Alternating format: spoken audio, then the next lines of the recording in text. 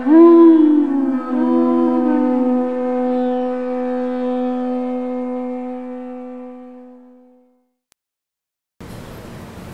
Namo Bhagavate Vasudevaya. Om Namo Bhagavate Vasudevaya. Om Namo Bhagavate Vasudevaya. Narayanam Namaskritya Naram Chaiva Narotama Devim Saraswatim Vyasam Tato Jayam Udirayet Nastaprayasu Abhadresu Nityam Bhagavata Sevaya Bhagavate Uttamasloke Bhaktir Bhavati Naistiki.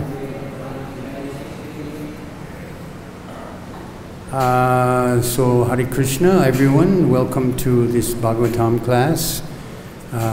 We're continuing by reading 7:14:41 today from the Srimad Bhagavatam.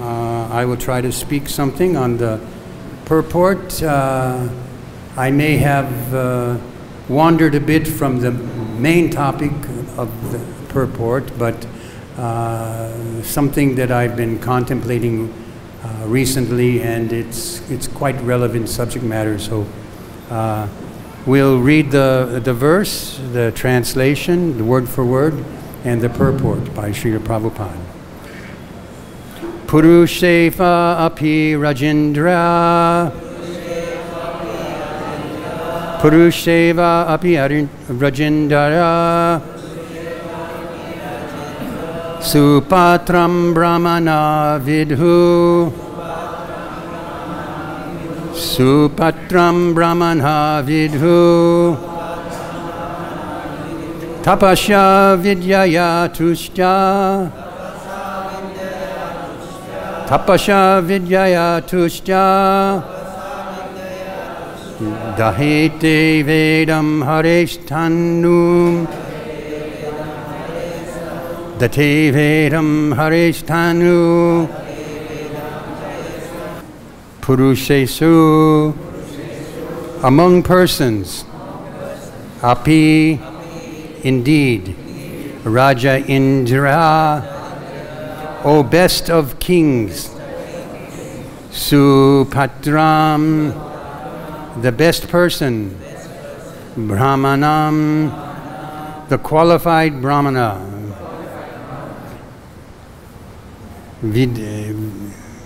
I'm sorry, the qualified Brahmana Vidhu one should know Tapasya due to austerities Vidyaya education Tushtya and satisfaction Dhate he assumes Vedam the transcendental knowledge known as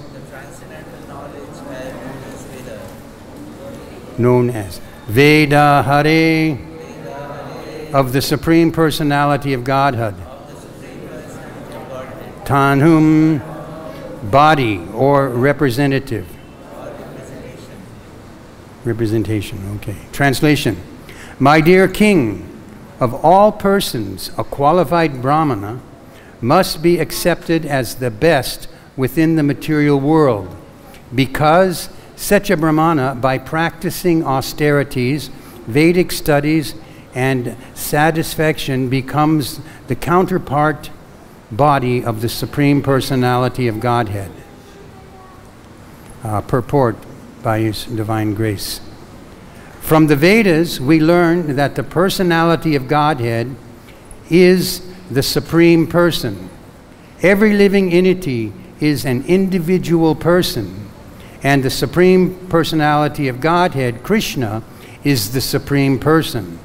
A Brahmana who is well versed in Vedic knowledge and fully conversant with transcendental matters becomes a representative of the Supreme Personality of Godhead. And therefore, one should worship such a Brahmana or Vaishnava. A Vaishnava is superior to Brahmana because whereas a Brahmana knows that he is Brahman, not a matter, a Vaishnava knows that he is not only Brahman, but also an eternal servant of the Supreme Brahman. Therefore, worship of a Vaishnava is superior to worship of the deity in the temple. Vishwanath Chakravarti Thakur says, Shakshad Dharit Vena Samashta Shashtari. In all the scriptures, the spiritual master, who is the best of the Brahmanas, the best of the Vaishnavas, is considered to be as good as the Supreme Personality of Godhead. This does not mean, however, that the Vaishnava thinks himself God, for this is blasphemous.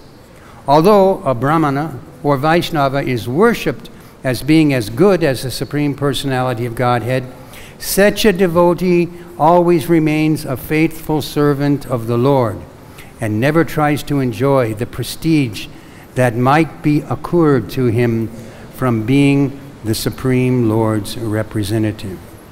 Om Jnana Timirandasya Jnana Jnana Salakaya Chakshusum Melitam Jnana Tasmai Shri Gurave Namaha Shri Chaitanya Marubalistam Slapitam Jnana Bhutale Swayam Rupa Tadamaya Swagateham Vandeham Shri Guru Shri Jatabatakamalam Shri Guru Vaishnavam Cham Shri Rupam Sagarajatang Sagana Lalita Shri Vishakani Tankshta.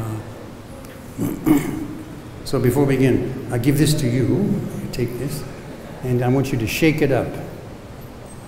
Shake it very vigorously, and then put it back on the table. Okay? Mix it nicely. Okay?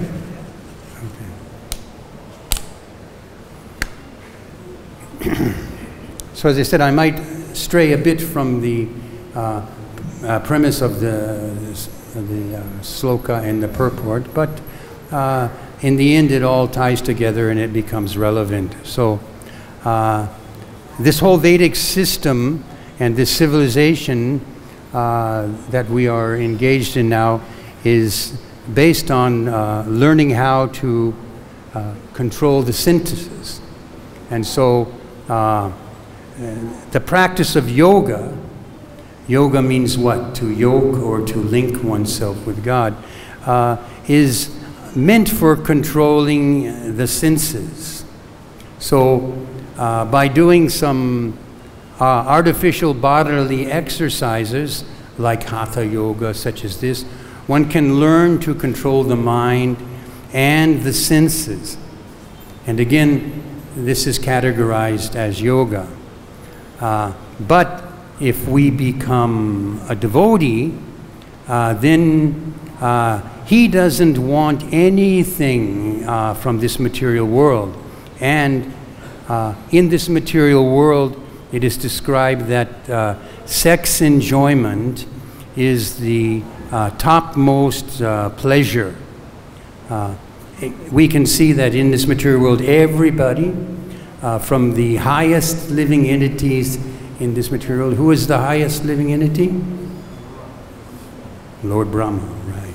Down to the smallest creature. Smallest creature we can imagine, maybe a microbe or an ant, or there's even less smaller creatures that we may not even know of. Everyone is very, very busy. And what are they busy doing? They're very busy trying to fulfill their desire to enjoy sex life.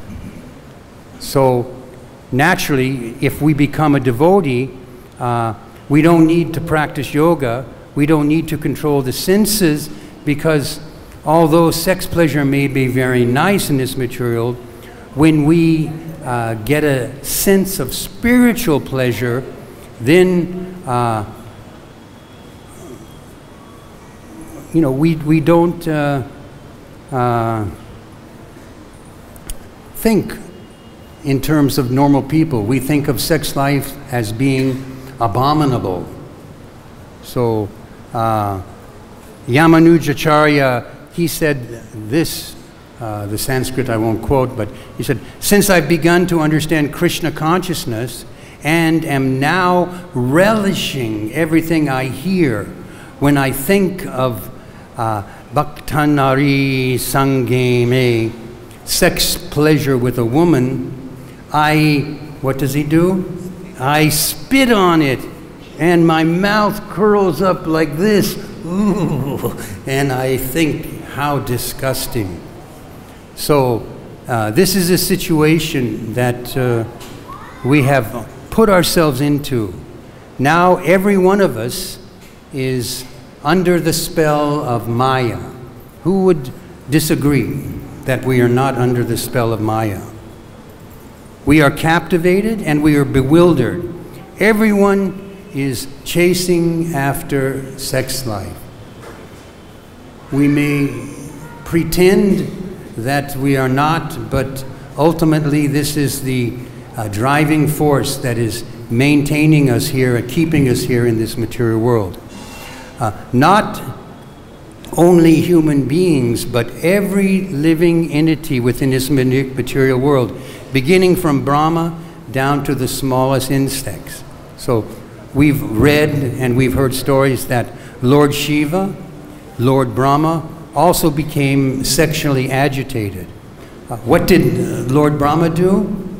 He became so infatuated, enchanted by his own daughter that what did he do?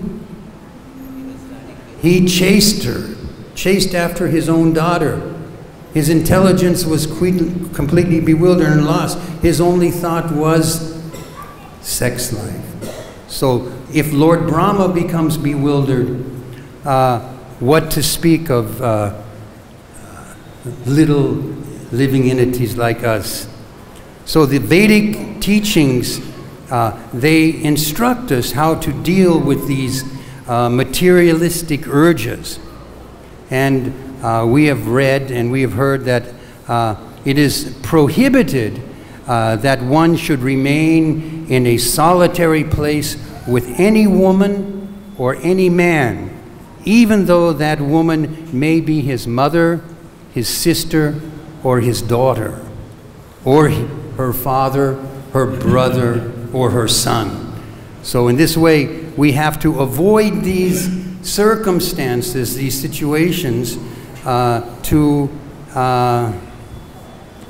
control, to begin to control this insatiable desire. So the verse states that mother, daughter, sister, one should not sit down in an isolated place with these persons. Why is that? Because the mind is so determined. Just like with Lord Brahma, he became carried away, infatuated by the beauty of his own daughter. So we must avoid these circumstances in order to have a peaceful mind. So the verse was talking about the Brahmins and the Vaishnavas. They understand what that force is that is causing everybody disturbance and disrupting their practice for spiritual life. So there's a goal in this lifetime, and we must be searching after this goal. What is that goal? That goal is what? To control the senses, to become spiritually capable. Ata Brahma Jigyasha. This is our goal of life, spiritual life. But we don't know this. Very few people know that the purpose of life is to become God conscious. And the real goal of life is this, nothing else. Not to accumulate wealth, not to enjoy the company of handsome boys or beautiful women, but to become spiritually conscious. But unfortunately, here in this material world, we are forced by our circumstances to act in one of two ways. And there's a driving force, and these forces have names that cause us to act as we are acting. So what is that force that is causing us to act? Does anyone have an idea? To act like this or to act like that? Two words, estrogen and testosterone. Who knows what these mean? What does estrogen mean? Who knows? Matajis, you should know. Testosterone. What is testosterone? Estrogen is the female hormone. Testosterone is the male hormone. So when we enter into the womb, we either assume a female body or we assume a male body. And these hormones, they begin to produce feelings, desires, ambitions, such as that. So when we're born as a woman, as a young baby girl, or we're born as a young boy, what happens?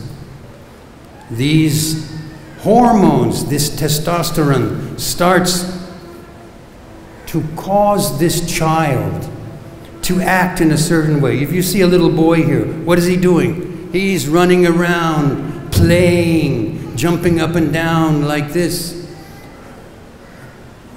And what is the little girl doing? She is dancing like this. She's like this. And she is emulating her mother. What does the mother do? She grooms her face, anoints her eyes with eyeliner, covers her head with her sari, blinks her eyes.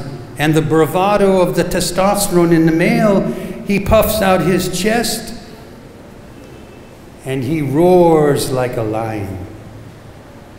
So in this way, these hormones are bewildering. And the whole purpose of these hormones is that some way or another, my hormones will become attractive to your hormones, the male and the female. They flutter like peacocks dancing around. Do we have any peacocks in here? You see some of these boys grow a little beard like this, have a nice earring, you know, a little bit of long hair, a fancy dhoti, and they twirl around like this. And the women, the estrogen is the same. As I said, they make up their face. The makeup industry is multi-billion-dollar industry, providing cosmetics and grooming aids for women.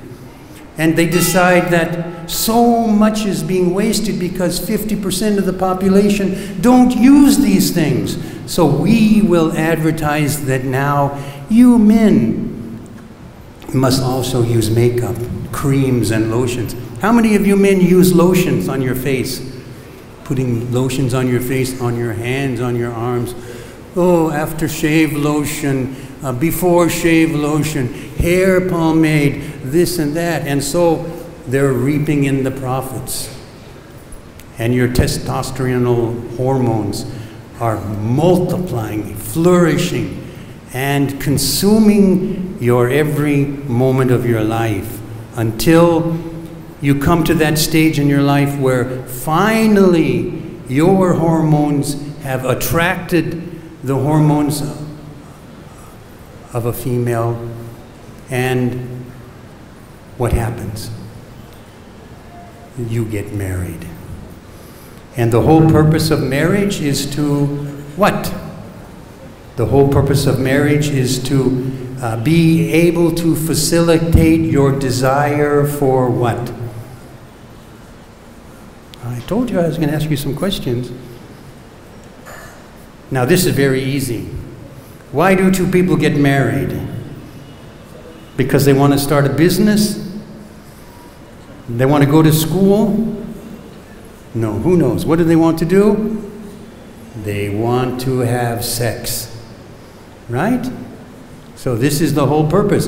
We are here in this material world because what is that impulse that is driving both men and women mad?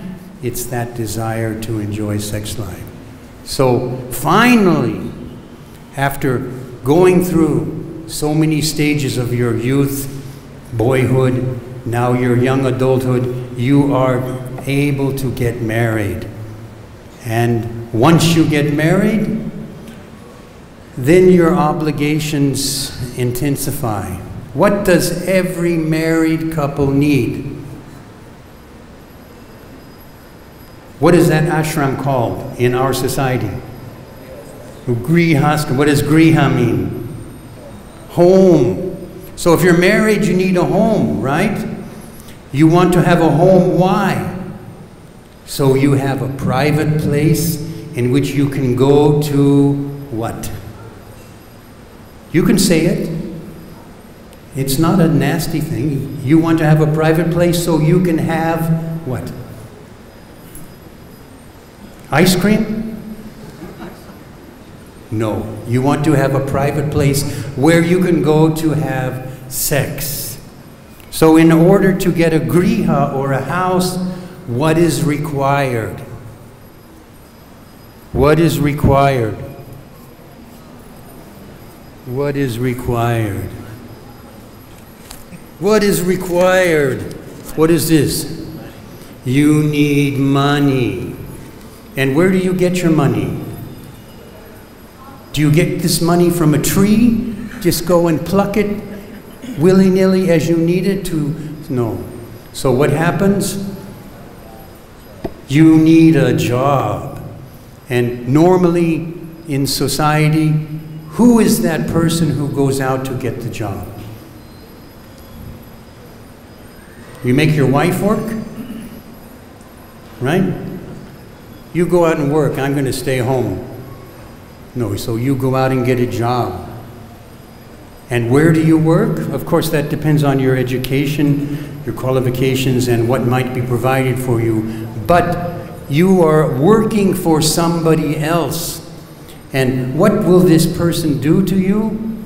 He will extract as much of your life as he can out of you in order to make more money for himself. So you're working so hard, day and night, for the sole purpose of facilitating your sex life, getting enough money to pay your rent, to pay your mortgage. And in the Bhagavad-Gita, this type of person who works day and night, what is he called? What is that animal? What is that? Mudha, right? What is a mudha? Mudha is an ass. And this mudha, this ass, he works for his master, carrying, it's described as he's working for a laundryman. So he's working day and night, carrying these heavy loads of laundry, back and forth, back and forth, back and forth. And at a certain time of day, a buzzer will ring, and he may get a little bit of a break, and he's given a little grass. You've seen those things they put over the horse's mouth? It's a little basket, and he's got some grass inside there, so he eats this grass, and he eats, and when that's finished, immediately he's whipped by his master and forced to go back to work. And he's working like this day after day after day after day, and going home at night. And what is his anticipation? What is he working for? He wants to enjoy comfort and pleasure with his wife. But Bhagavatam, Srila Prabhupada explains, what happens to the he-ass when he goes home and tries to have sex with the she-ass? What does she do? She kicks him in the face. She rebukes him. But he's thinking, oh, maybe I get kicked today, okay, but tomorrow, oh, everything will be nice. So this is the life that they have chosen. This is the estrogen and the testosterone working very diligently to disturb us and divert us from our true goal of life. And what is that true goal of life? Now, we're all here. If we don't know the true goal of life, you better pack your bag and go somewhere else. Ata Brahma Jigyasa, yes. And what does that mean? Come on. No, you can tell me. What does it mean? I know you're a smart boy. What does Ata Brahma Jigyasa mean? To inquire about the Supreme. Yes, so that's why we are given what? Intelligence. We are given this intelligence to make these inquiries.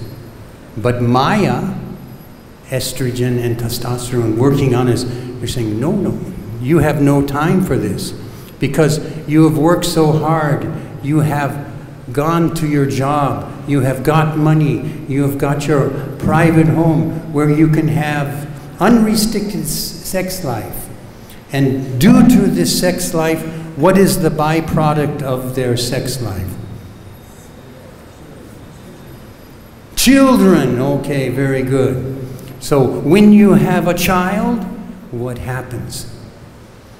Your responsibilities, what do? Dwindle away and die? No. They increase, they intensify. Now you needed this much money for you and your wife. Now you have a son or you have a daughter. So now you need this much more money. And these children, whether they be testosterone or estrogen, they have desires. And you, as the father, as the breadwinner in your family, what do you have to do? Okay, you're the breadwinner. What does it mean, breadwinner? Okay, you don't know this? What is a breadwinner? You have no idea? You provide sustenance, maintenance for your family. I'm the breadwinner. So when you marry, prior to your marriage, your wife was accustomed to having beautiful saris, so much makeup, bangles for her wrists. You have to continue doing that. But now you have a son or a daughter. What do they want? As a little boy, maybe he first wants toys. He wants this. But as he grows older, I want education. I want a car. I want this. I want that. I want this. I want that. And then you have to abide by these demands, and you have to fulfill their desires. So what do? You have to work harder and harder and harder at your job. And every ounce of your life is being taken away from you, sucked out of your body, and you are content with a little bit of pleasure in the privacy of your home. And all along, when you have a child and you have a wife, you have further obligations. In society, you become a member of society. You're responsible. You're a member of the state or the country. You have responsibilities there. So not only to your family, but to your society, to your country. All of these different responsibilities are a burden on your shoulder. So you work more and more and more and more. And you continue to work until there comes a day when what happens?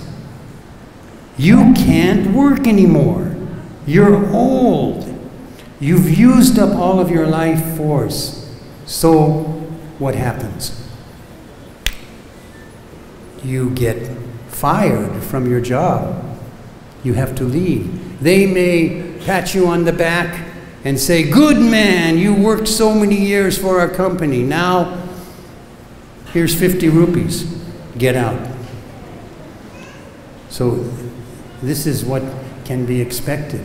But still, that attachment to your griha, to your wife, that beautiful woman who was so charming and lovely when you were young, and your children who grew up, maybe to love you or maybe to hate you. This you don't know. But anyway, they will grow up. And one day, so far, we have two characters in this story. We haven't fixed a name to them yet, so we'll call the male George. So George, he has worked his life supplying necessities for his family, for his children. He has no more energy left in his body. He's lying on his deathbed, but his mind is completely affixed to his beautiful wife. He remembers her as that young 18, 19-year-old beauty who captivated his heart by the fluttering of her eyelashes and the movements of her hips. And he thinks, "Oh, June," this is the wife's name, "Oh, June, June." And he repeats this name again and again. And what happens? Death comes and takes him away. And we know from Bhagavad-Gita, what does it say?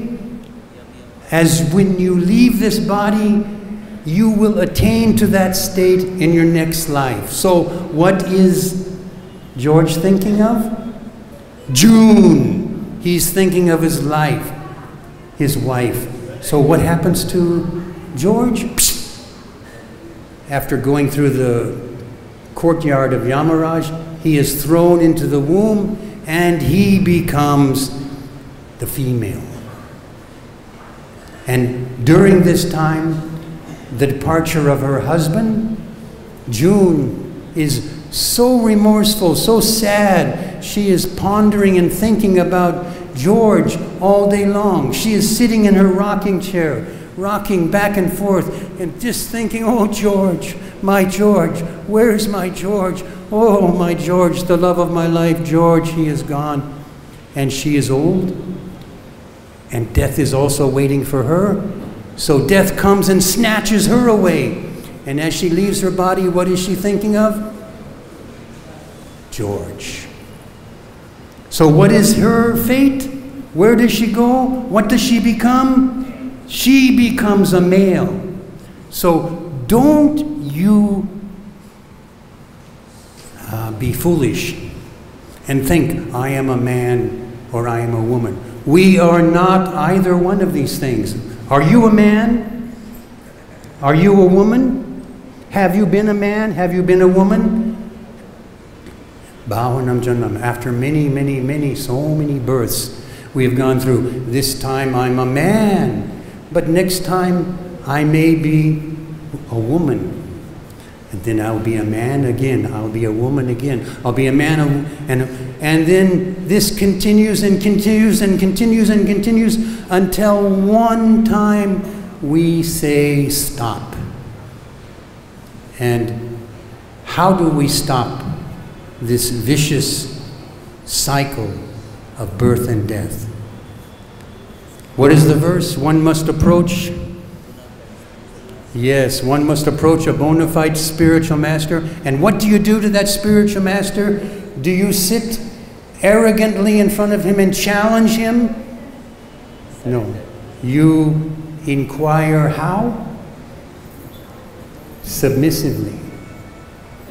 And when the spiritual master sees that this boy or this person in a female body or male body is sincere, I will impart knowledge to him. So when we approach a guru, going back to the original context of the sloka, is that a Vaishnav guru, he can give us the supreme knowledge. So we must think of these things. So these elements, estrogen and testosterone, are so very powerful. They are controlling us. As we sit here, we are thinking, I am a man, I am a woman, but don't be fooled by these things. So if you maintain these mentalities, then it's not good. So we know from one of the very first stories in Srimad Bhagavatam, Sukadeva Goswami. Everybody knows Sukadeva Goswami? Do you know who is Sukadeva Goswami? Yes. You. Hello? Hello? You. Is that question too difficult for you? No? Who is Sukadeva Goswami? Yes?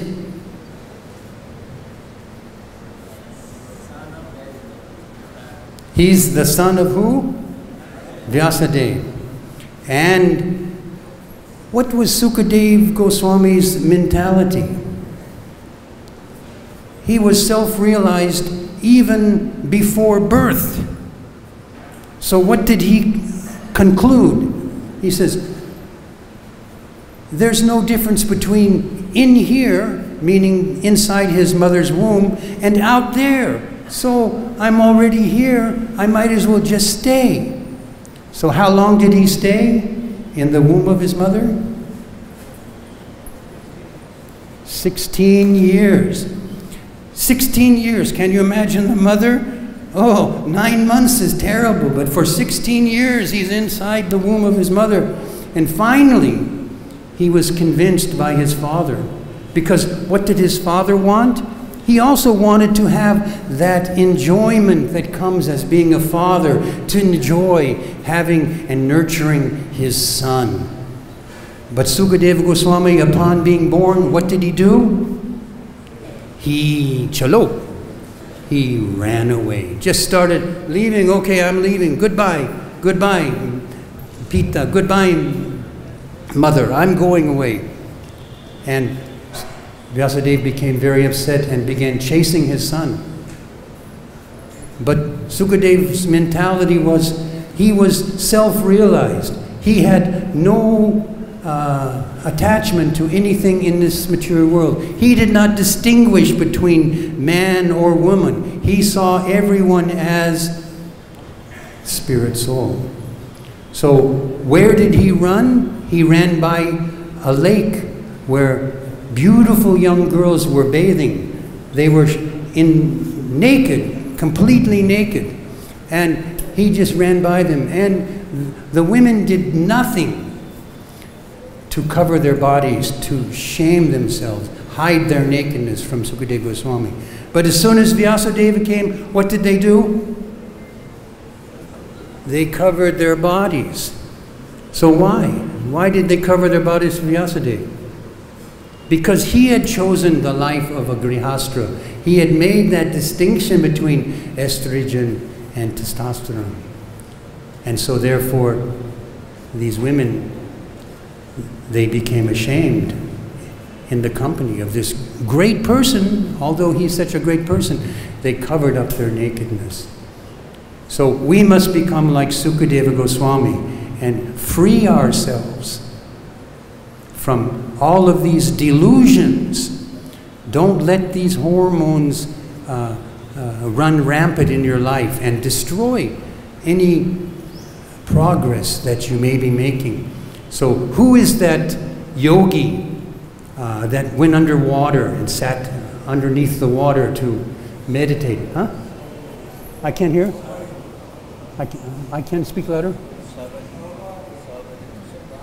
Subhadra, yes. So he went there because he was determined to become spiritually enlifted.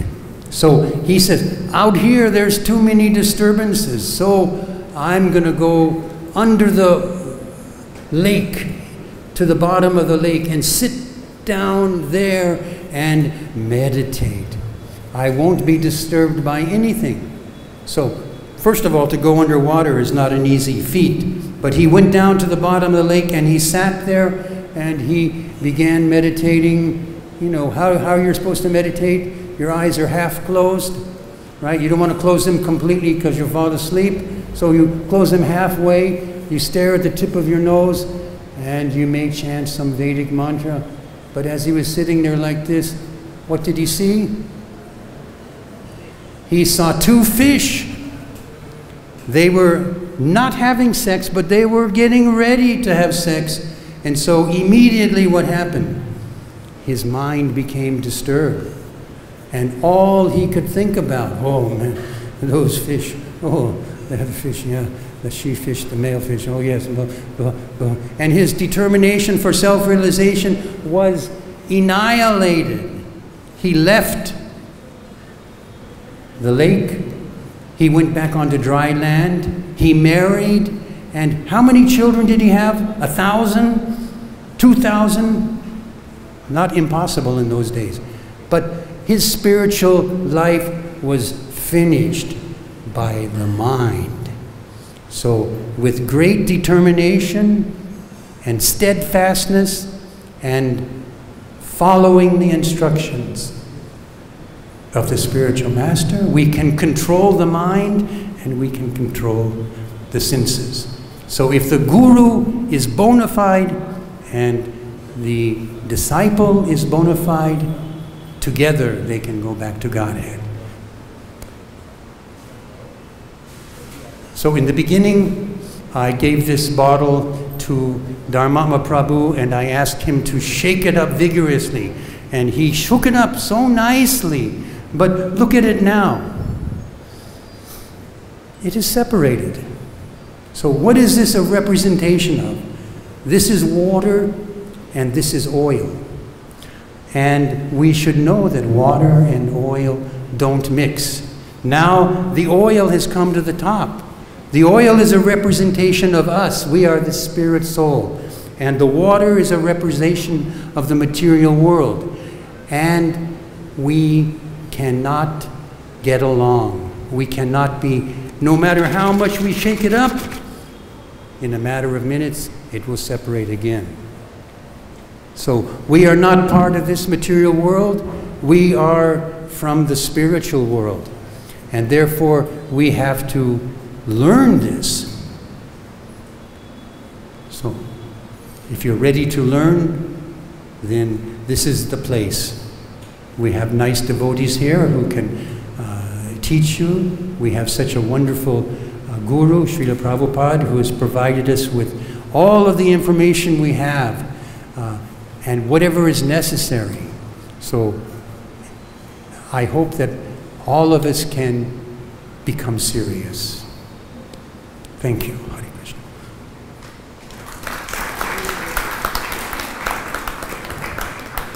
So, any questions? Yes.